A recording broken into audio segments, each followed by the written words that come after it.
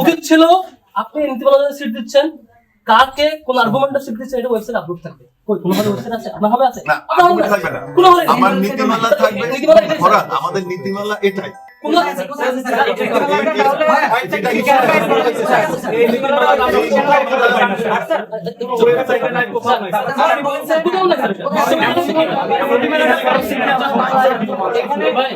আপনি কিসের ভিত্তিতে বললেন যে আপনি হাওয়াই কথা বলতেছেন? ওকে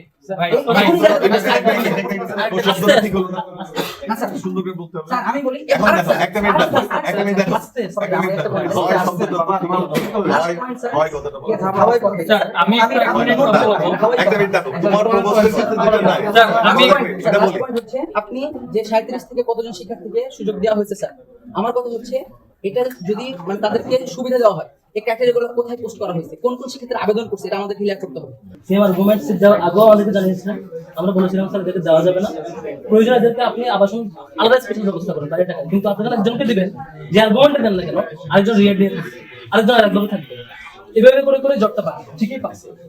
তারপরে একটু আগে যে বলছেন যে মেয়েদের এখানে অনিয়ম হচ্ছে, অনিয়ম যখন হচ্ছে তখন আপনাকে জানাচ্ছি এটা নিয়ম না অনিয়ম তো আমি জানি না। কোনো সব হলের প্রপোজ কেন জানাচ্ছি আমাদের প্রপোজ না, মেয়েদের হলের যে ক্রাইটেরিয়া এটা একটু আমি ছেলেদের শেষ করে দিই।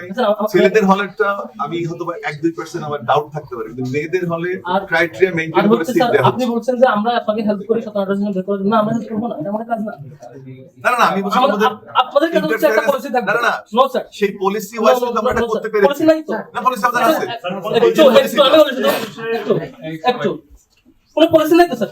আইসিটি সেলের সাথে আগে আমার কথা হয়েছিল, ওনারা ডিজিটালাইজেশনের যে প্রক্রিয়া সেই প্রক্রিয়ার কাজটা শুরু করেছে, সুতরাং ইটস অনগোয়িং।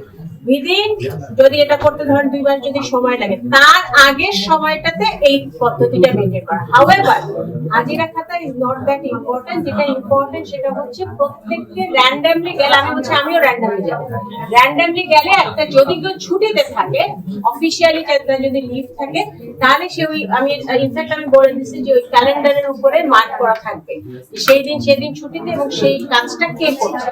আর যদি সে ছুটিতে না থাকে তাহলে তার যে সেকশনের যে হেড, তার কাছে তথ্যটা থাকতে হবে।